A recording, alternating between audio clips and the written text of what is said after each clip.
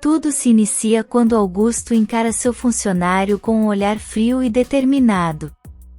Ele reforça que o serviço precisa ser bem feito, sem margem para falhas. O homem, já acostumado com a postura rígida do patrão, acena positivamente, garantindo que entendeu a ordem.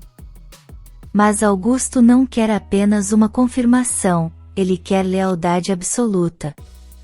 Com um tom ameaçador, diz que aqueles que não estão ao seu lado são seus inimigos e que a traição tem um preço alto. O funcionário engole seco, compreendendo que não há espaço para erros.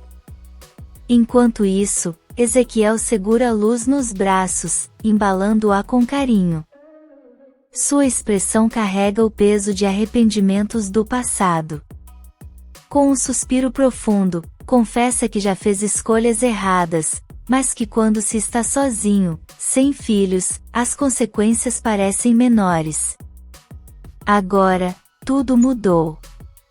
Antes que ele perceba, Alzira se aproxima em silêncio e escuta suas palavras. O olhar dela reflete surpresa e preocupação ao ouvir Ezequiel dizer que não aguenta mais, que sente vontade de sumir. O coração de Alzira aperta, temendo o que pode estar passando pela mente do marido. Por outro lado, na cadeia, Corina encara Leandro com firmeza, decidida.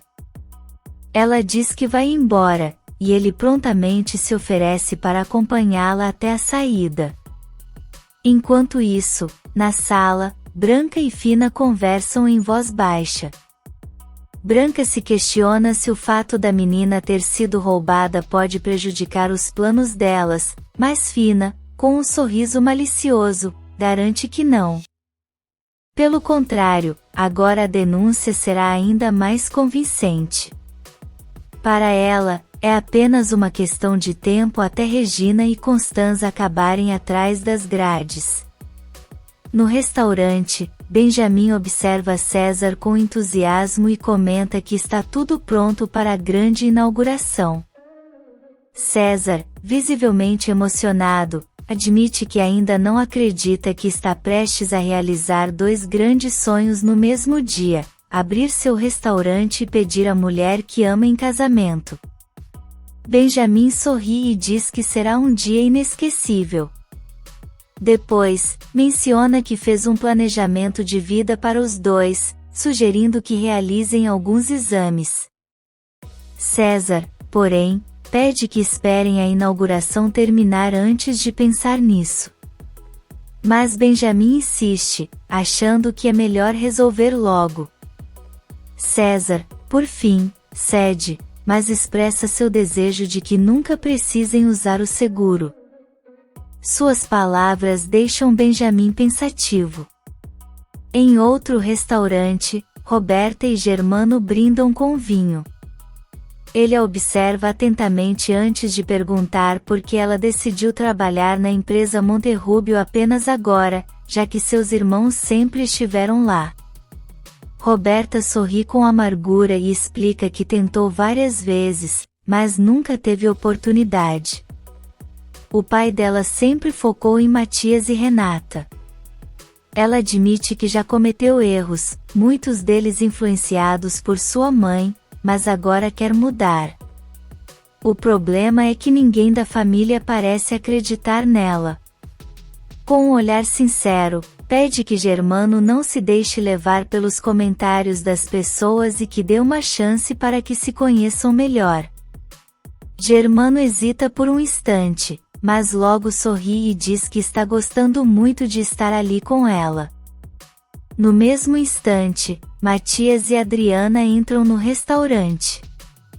Adriana avista Roberta e Germano juntos, e surpresa, comenta que Roberta realmente não perde tempo. Matias, intrigado, sugere que se aproximem. Eles caminham até a mesa e cumprimentam o casal. Germano, surpreso com a coincidência, explica que ele e Roberta estão comemorando sua entrada na empresa.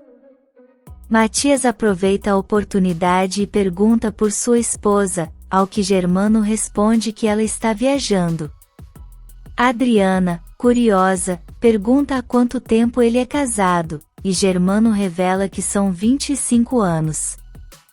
Surpresos, Matias e Adriana trocam olhares, impressionados com a longa duração do casamento. Logo em seguida, Germano os convida para se juntarem a eles, e os dois aceitam prontamente. Na fazenda La Bonita, todos estão reunidos à mesa. Renata olha para Aníbal e pergunta se ele quer mais comida, mas ele recusa educadamente. Carlos, então, comenta que sua moto não ficará pronta no dia seguinte. Aníbal franze a testa, frustrado, pois isso significa que não poderá ir embora tão cedo. No entanto, após um momento de silêncio, ele suspira e agradece a todos pelo que estão fazendo por ele. Jerônimo, com um olhar acolhedor, diz que ele pode ficar o tempo que for necessário. Aníbal agradece mais uma vez e se levanta, pedindo licença para ir descansar. Assim que ele sai, Matilde não esconde sua inquietação e pergunta a Jerônimo se ele realmente acredita que Aníbal seja filho de Augusto. Jerônimo, pensativo, responde que apesar da negação do garoto, acredita que sim. Matilde, preocupada, comenta que é melhor que ele não fique muito tempo por ali, pois pode ser igual ao pai. Renata não gosta do comentário e a repreende, dizendo que as atitudes dos pais não determinam o caráter dos filhos. Matilde, constrangida, se desculpa, mas acaba falando sem pensar que se esqueceu que Renata também é filha de uma mulher cruel. Carlos intervém, mandando Matilde parar, e ela, nervosa, tenta se justificar. Renata, no entanto, diz que não precisa se preocupar e encerra o assunto. Em outro lugar, Alzira liga para Carina, falando em um tom baixo e apressado. Carina percebe a hesitação na voz da amiga e pergunta por que ela está cochichando. Alzira explica que não quer que Ezequiel a escute. Com um suspiro, revela que ele vai depor no dia seguinte, mas não quer que ela o acompanhe. Preocupada, pede a Carina que vá com ela. Carina, percebendo a atenção de Alzira, prontamente aceita. Alzira agradece, confessando que sente Ezequiel estranho e abatido ultimamente, como se algo muito sério estivesse pesando sobre ele. No dia seguinte, Renata e Jerônimo se preparam para sair da fazenda quando Matilde os vê e pergunta se já estão de partida. Eles confirmam e, antes que possam sair, Matilde sugere que chamem Aníbal para ir junto. Renata, porém, acha melhor deixá-lo descansar e pede que Matilde sirva o café da manhã para ele quando acordar. Enquanto isso, na delegacia, Alzira aguarda ansiosamente, olhando para os lados em busca de Ezequiel. Com o semblante tenso, comenta com Carina que ele deveria ter chegado a tempos. Carina tenta acalmá-la, dizendo que ele provavelmente está a caminho. Mas Alzira não esconde sua preocupação, dizendo que precisa saber como ele reagirá ao vê-las ali. Carina, tentando tranquilizá-la, afirma que ele sentirá o apoio e o amor dela, e que isso o fortalecerá. Alzira suspira, torcendo para que seja verdade. Na fazenda La Bonita, Matilde termina de servir o café da manhã para Aníbal, que come distraído. De repente, ele levanta os olhos e pergunta onde estão Renata e Jerônimo. Matilde responde que saíram para cavalgar. Aníbal, então, diz que quer dar uma volta pela fazenda para conhecê-la melhor, e Matilde apenas observa enquanto ele sai. Na Cruz de Amor, Augusto andava de um lado para o outro, seu semblante carregado de fúria. Ele não aceitava a ideia de que Aníbal pudesse atrapalhar seus planos com Renata. com os olhos estreitados, murmurou para si mesmo que não permitiria que nada o impedisse. Enquanto isso, do lado de fora da fazenda La Bonita, Aníbal estava sentado, observando a paisagem quando uma garota se aproximou. Ela hesitou por um instante antes de perguntar se ali era a fazenda La Bonita. Aníbal confirmou e curioso, questionou quem ela era. A jovem sorriu levemente e se apresentou como Alison. Os dois trocaram olhares, um misto de curiosidade e interesse crescendo entre eles. Na delegacia, Alzira demonstrava impaciência enquanto falava com Karina. Ezequiel estava demorando demais, e isso a deixava inquieta.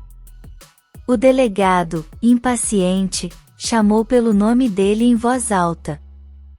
Alzira, aflita, explicou que ele estava atrasado. O delegado deu mais 15 minutos para que ele chegasse, e Alzira, agradecida, assentiu. Sem opções, pediu para usar o telefone, mas recebeu um não seco. O aparelho era exclusivo para funcionários. No entanto, Karina prontamente pegou um cartão e entregou a Alzira. Segurando a bebê no colo, Alzira discou para Augusto e perguntou por Ezequiel. Augusto respondeu que tinha dado a manhã de folga para ele ir depor. Mas, ao ouvir que ele ainda não chegará, Alzira sentiu um aperto no peito.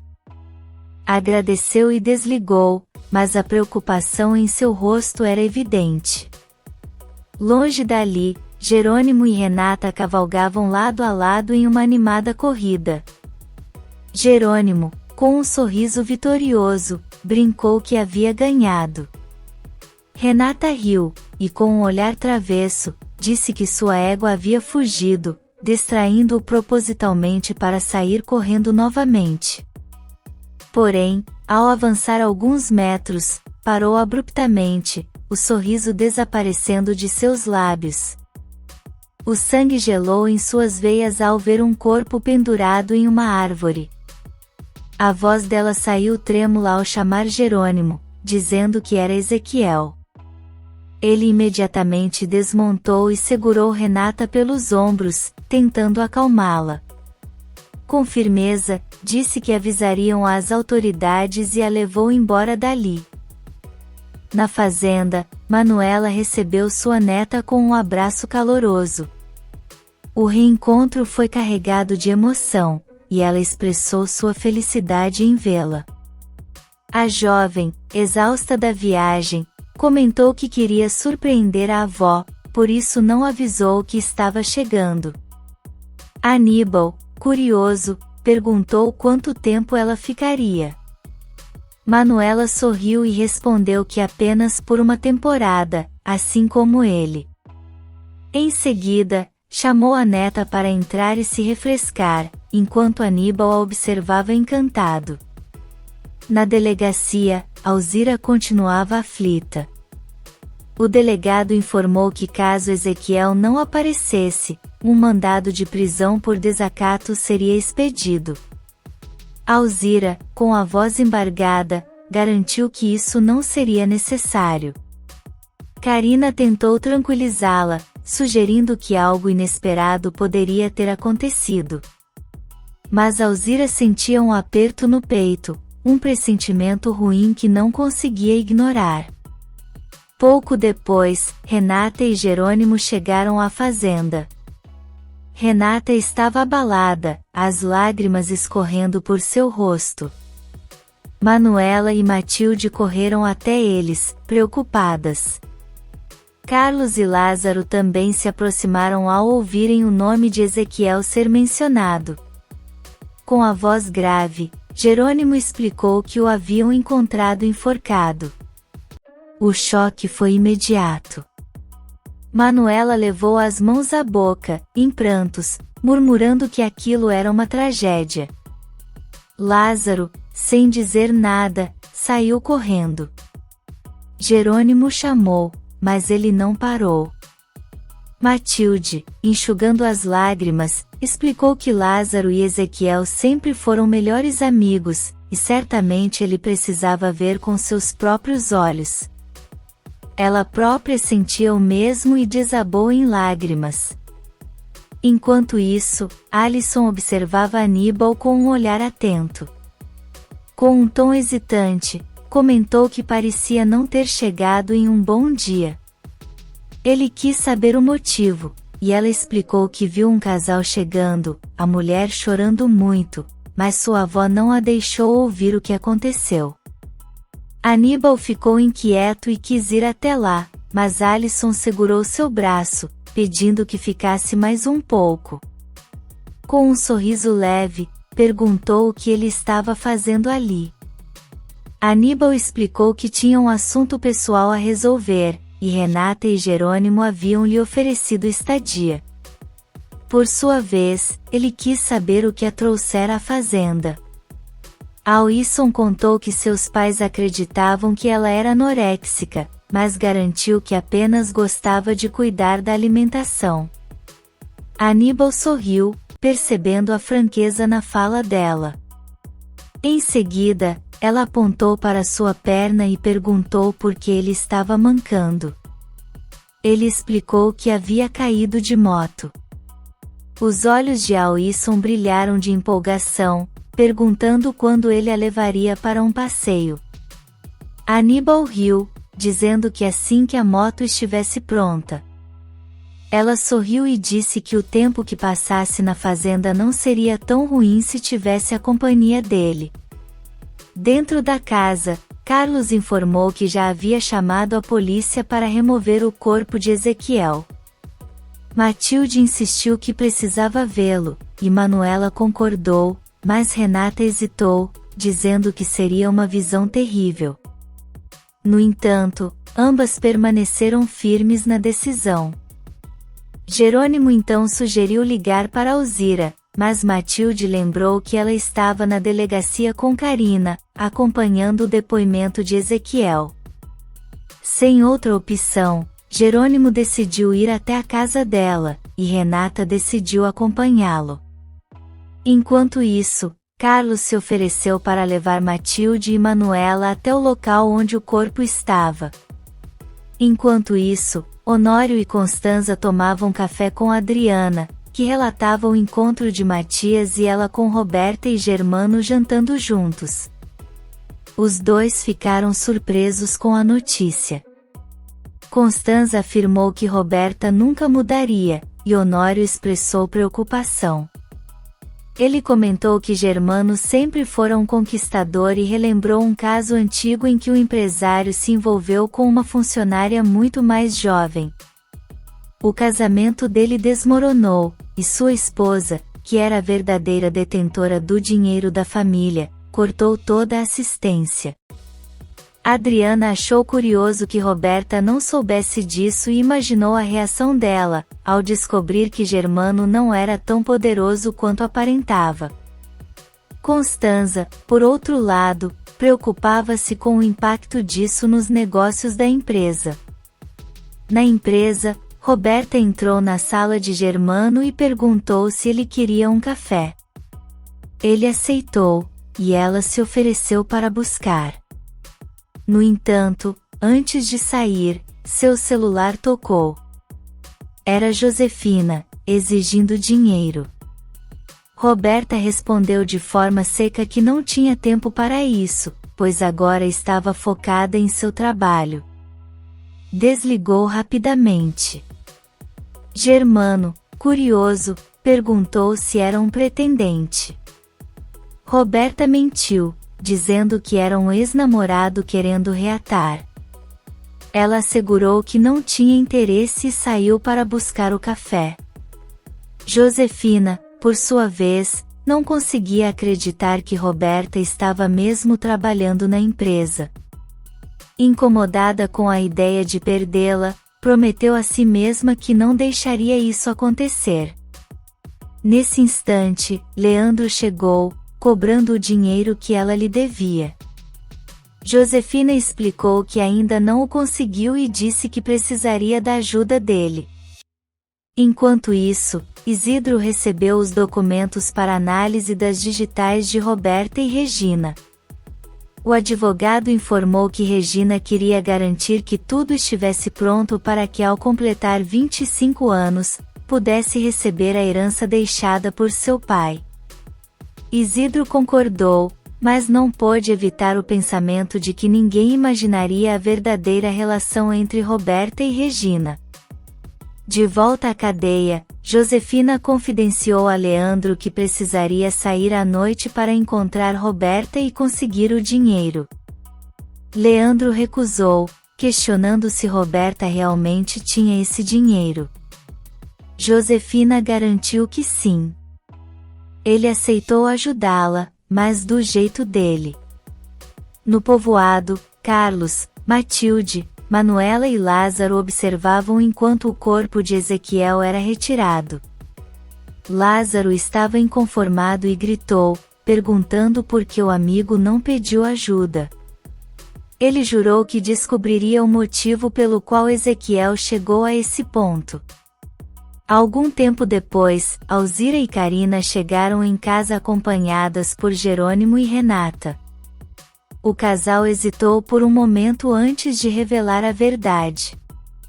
Alzira, ansiosa, perguntou se sabiam o motivo pelo qual Ezequiel não compareceu à delegacia. Renata, hesitante, disse que tinham uma notícia difícil. Alzira pensou que ele estivesse no hospital, mas ao perceber que não era isso, deduziu que ele havia abandonado.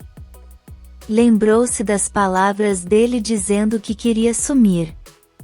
Foi então que Jerônimo respirou fundo e disse que Ezequiel estava morto. Alzira entrou em desespero, gritando que não poderia ser verdade.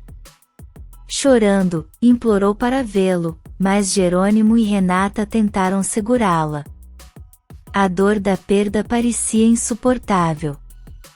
Na Cruz de Amor, um dos funcionários de Augusto lhe deu a notícia de que encontraram Ezequiel morto e que ele havia tirado a própria vida. Augusto fingiu surpresa, perguntando onde isso havia acontecido. Ao ouvir que foi perto da Bonita, saiu apressado. De volta à casa de Alzira, Renata e Jerônimo tentavam acalmá-la.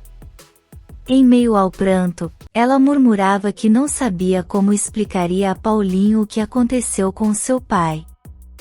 Nesse instante, o menino entrou na sala e perguntou se era verdade que seu pai estava morto. Alzira se assustou e quis saber onde ele tinha ouvido isso. O garoto explicou que escutou na escola. Tentando conter as lágrimas, Alzira disse que seu pai havia ido morar no céu. Paulinho, com uma expressão inocente, respondeu que iria cuidar dela. Emocionada, Alzira o abraçou com força. Enquanto isso, Augusto estacionava o carro próximo ao local onde encontraram Ezequiel. Um sorriso cruel surgiu em seus lábios ao se recordar do que realmente aconteceu. Ele havia dado ordens para que seu funcionário interceptasse Ezequiel no caminho e o distraísse com um problema no carro. Depois, ele mesmo sufocou Ezequiel com um pano e colocou seu corpo no carro. A cena do corpo pendurado na árvore veio à sua mente, assim como as últimas palavras de Ezequiel, que o chamou de covarde. Sem hesitar, Augusto deu as costas e saiu. Agora, diante do corpo, ele fez uma cena teatral, gritando e questionando por que Ezequiel havia feito aquilo. Todos ao redor acreditavam na encenação, menos Lázaro, que o observava com desconfiança. No hospital, César e Benjamin estavam com o médico, que preparava os exames para o seguro de vida. César pediu para ser o primeiro, alegando compromissos urgentes no restaurante. O médico concordou e o chamou para a sala de exames. De volta ao povoado, Augusto continuava sua farsa diante do corpo de Ezequiel. Com a voz trêmula, sugeriu que Ezequiel teve medo de ser descoberto. Matilde e Lázaro não compreendiam o que ele queria dizer.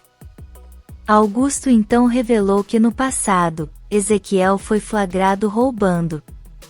Disse que o amigo temia que esse segredo viesse à tona e isso arruinasse sua vida.